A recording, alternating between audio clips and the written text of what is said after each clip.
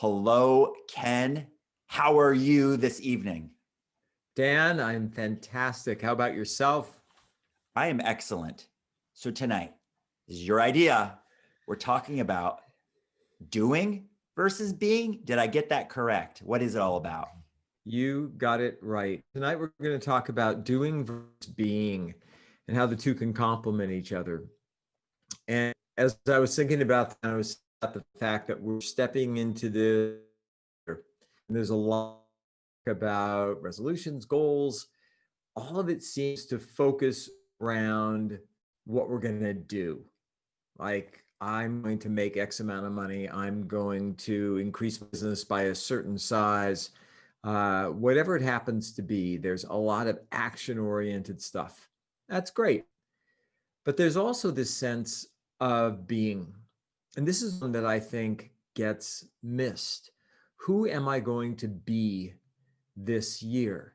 What is that state that I actually have that is going to carry me through the year? And I think about it in terms of qualities and characteristics that I would like to further develop. I want to be someone who's kind. I want to be someone who is generous. I want to be someone who is helpful. I want to be someone who looks out for the other and lifts them up. And so I want to talk about how we can step into this year with a sense of who we're be, and that we can focus as much on that as we might focus on the goals that we have that are very oriented towards action, towards doing. And I'd love to hear your thoughts. I need to clarify what the topic is, Ken. So, as I thought about it, or as I'm thinking about it or processing what this is all about, I'm thinking, am I a human being or am I a human doing? Right? Like, and you kept saying who we're talking about doing versus being, but then you talked about who I am, like I am this, being this. So, could you help me understand? Is this topic that we're talking about tonight more about what we do, or is it more about identity, who we are? Fine question, Daniel. It's more about who we are. It is about our state of being. It's not the things that we do. And actually, the conversation will draw some contrast to that we can. And so, like, here's my personal experience. When I set myself up, whether it's at the beginning of the year or at any particular time during the year, when I remind myself of who I want to be as a human being, how am I going to express myself best during the course of a period of time, I always have better luck with the action items because I feel like I've set up a better foundation for myself to come from. If I step into everyday thing, I'm going to be today, how I'm going to express my humanity is through compassion for my fellow human being, or I'm just going to look for an opportunity to be kind today. I'm going to look for an opportunity to be graceful, to give someone grace, right? To be graceful to myself, whatever it happens to be. Every time that I pay attention to that I pay attention to that state of being, the who I am, and put more focus on that, then I notice that the other stuff rises up. Like the action stuff seems to flow so much more easily from me. And I also notice that it flows much more easily to me. And so that's my perspective on it. Who we're going to be, what's that state of who we are as a human. So what's interesting about that is if you look, you can't see it. There's too much reflection right there, but right there where I'm pointing, there's a little frame. And I got it from someone almost exactly a year ago.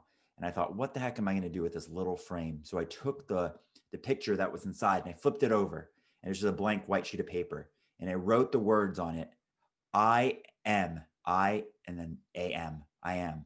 And I know that's the most powerful.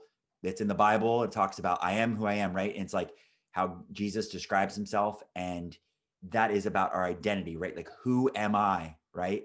And they say if you have affirmations or the word Tony Robbins uses this called incantations. If you're going to say something to yourself, right? If you're going to say who you are, the two preceding words should be, I am this, like I am strong, I'm courageous, I'm powerful, I am smart, whatever. So that's what comes to mind as you say that.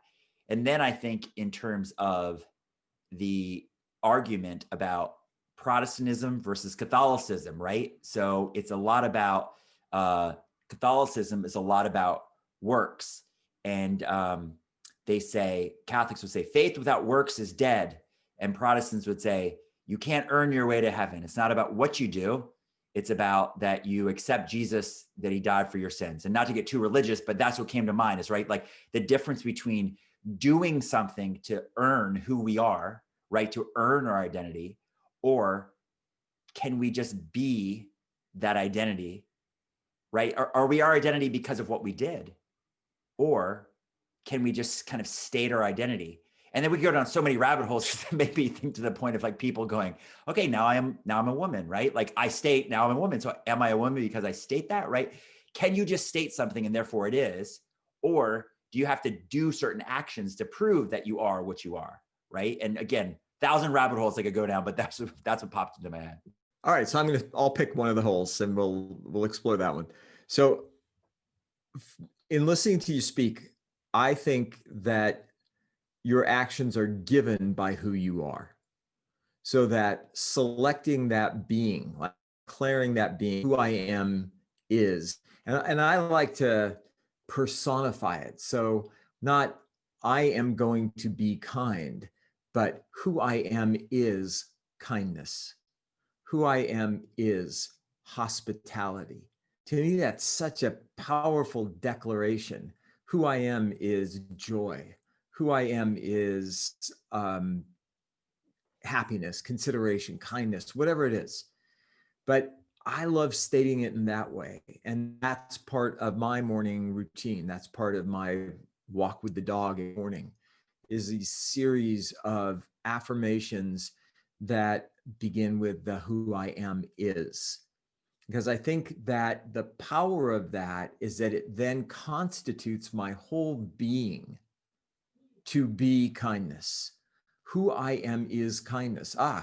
Well, what does kindness look like and act like and sound like and feel like? And this is where we get into like more the action-oriented things and the sensory things.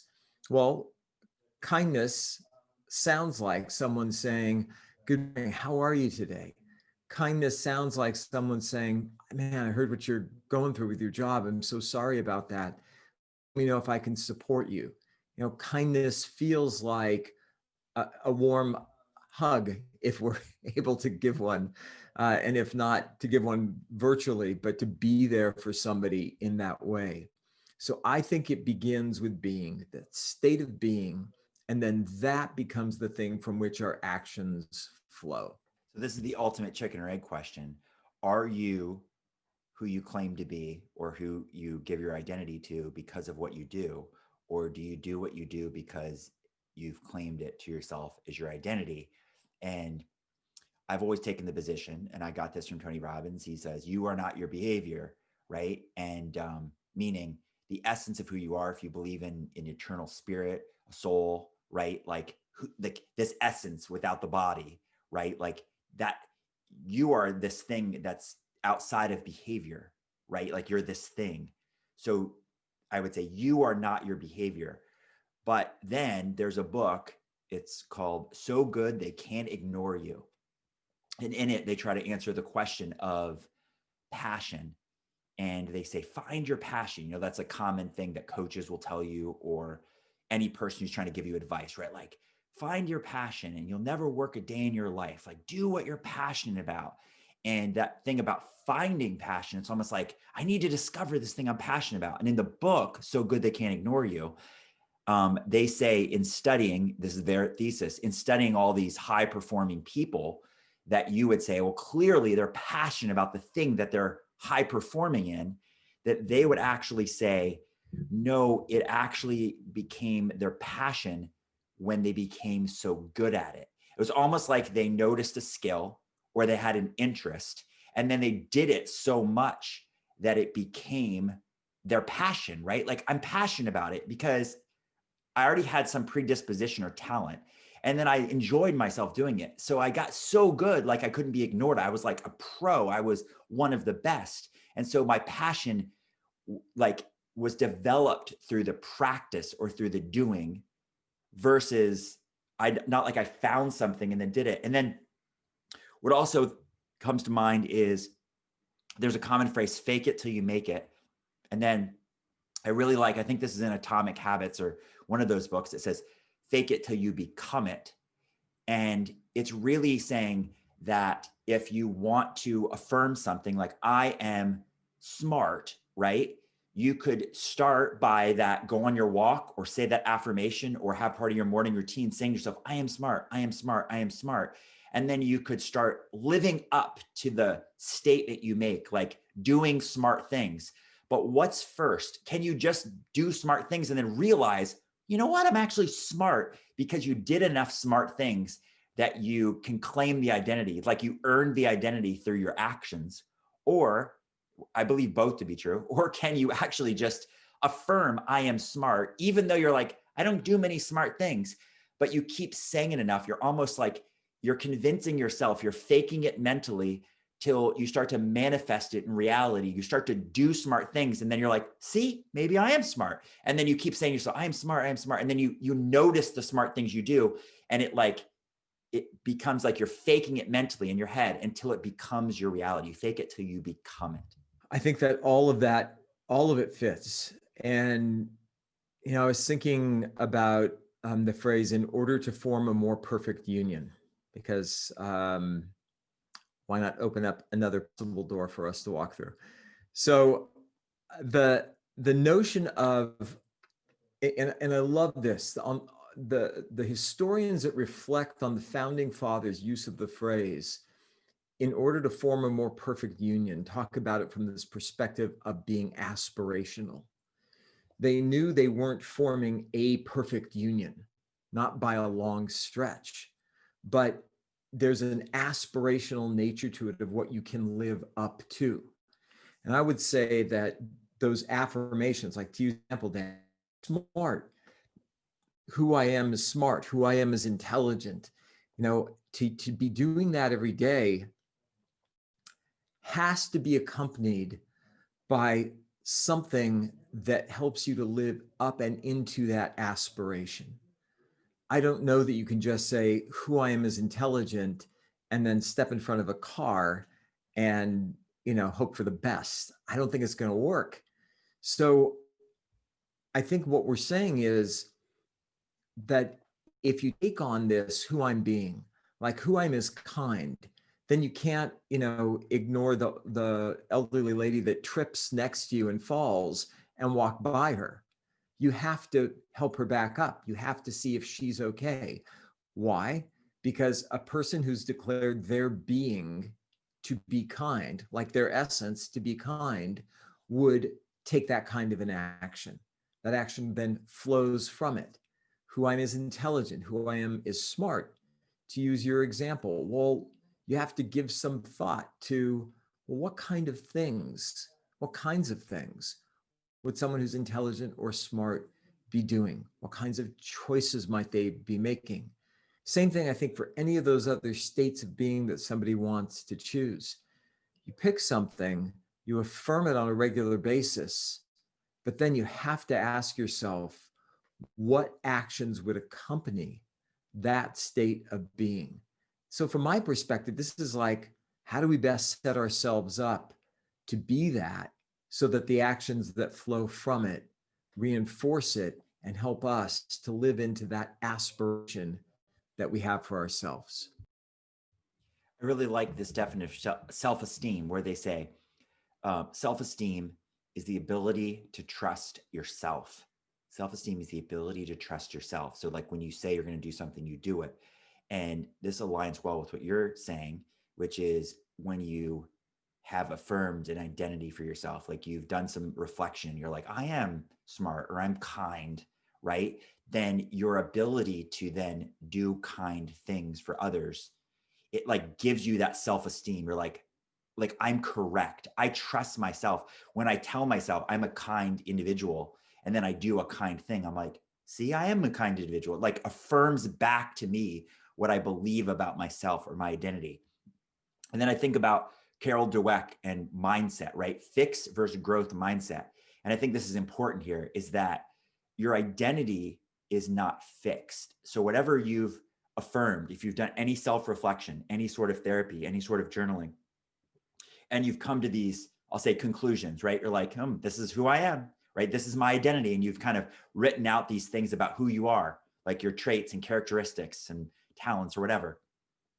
It doesn't stop there because you weren't born with a fixed set of I ams, because this growth mindset says, are you happy with this identity? And if you're not, I think it's important that people realize it's like the growth mindset is the right mindset. At any moment in time, we talked about this in previous podcasts, like it takes an instant for you to say, no, I've decided now that I'm going to be more kind, right? And then you can make that decision in that moment.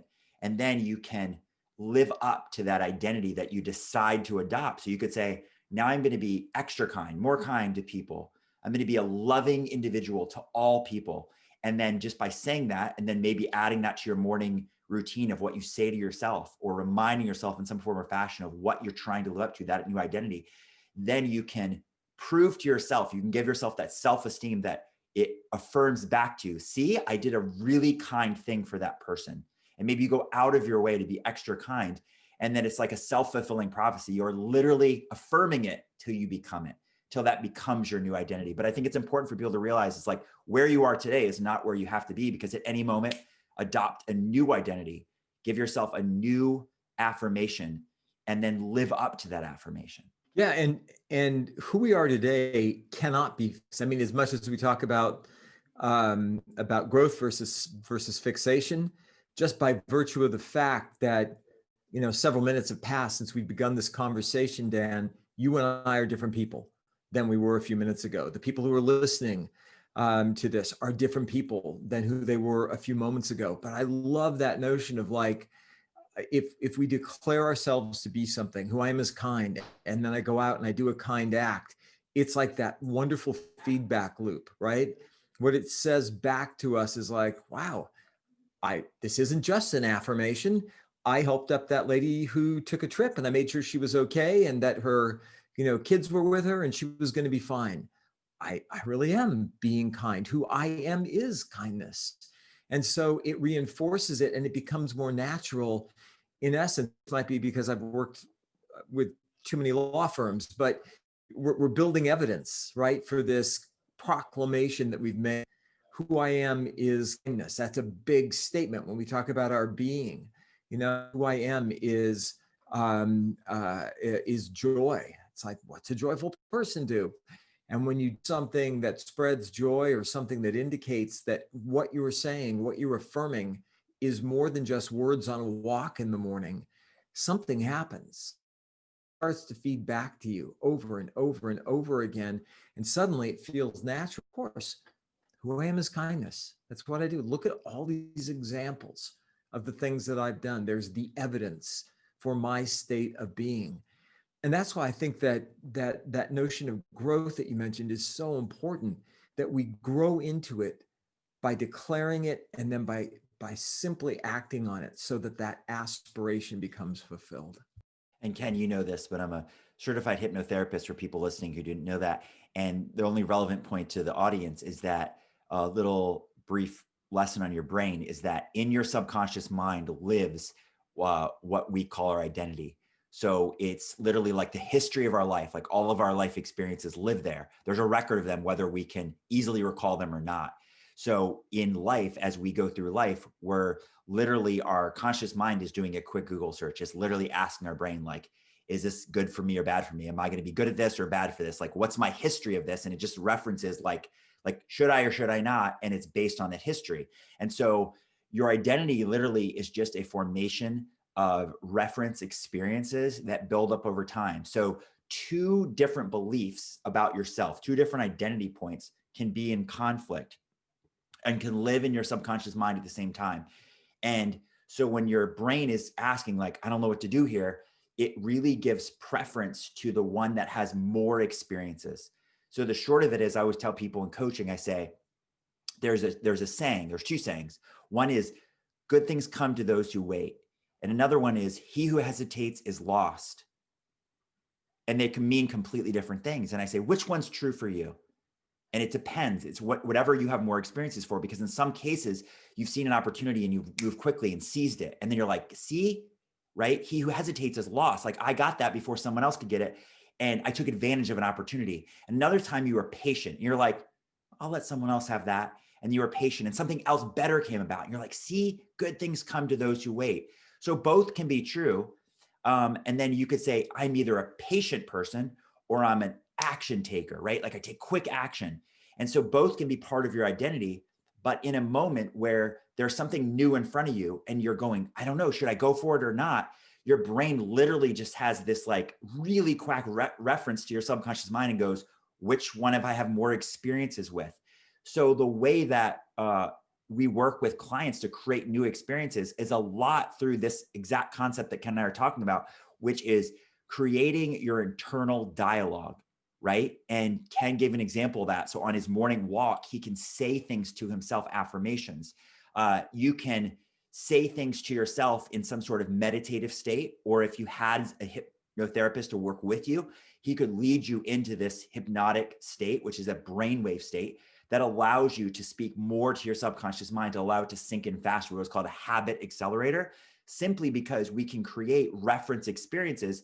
If you want to make one of these beliefs about identity more dominant than the other, that you're a quick action taker or you're a patient person, you can do it simply by utilizing hypnosis, and in this brainwave state, create more reference experiences, because your brain does not know the difference between a real memory or created memory. Logically, you know, well, that never happened.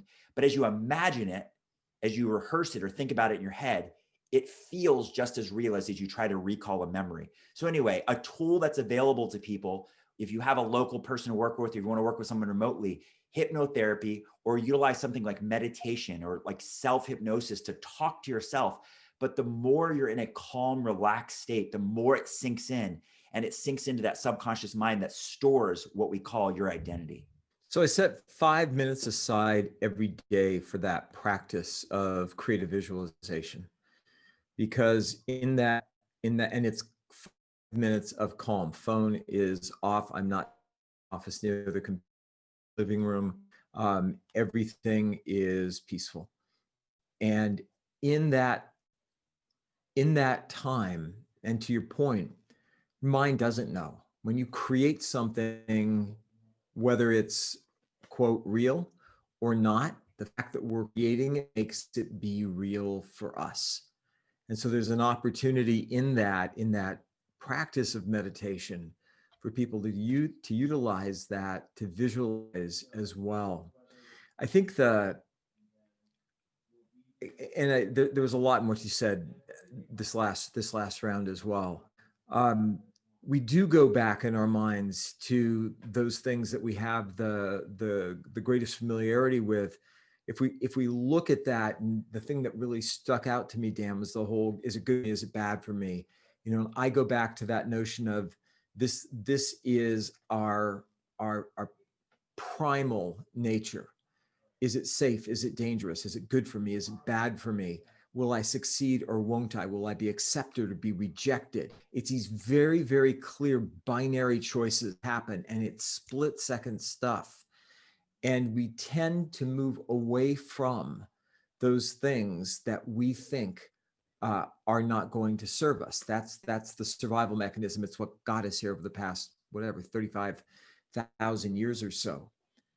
But the thing that's essential is that we can also, through practices like you're talking about, through hypnosis, through mindfulness, through meditation, we have an opportunity to become aware of those stories and to be able to chart a new path, to, if you will, write a new story for ourselves, and to be able to create the thing that we actually want, to be intentional and to be looking, as opposed to letting the past dictate. And let's take it a step further. If in the past, the things that have happened that have been threatening to us, we've bonded to by cutting off conversation, being rude, stopping somebody, whatever it happens to be, just because we need to dominate, we need to win.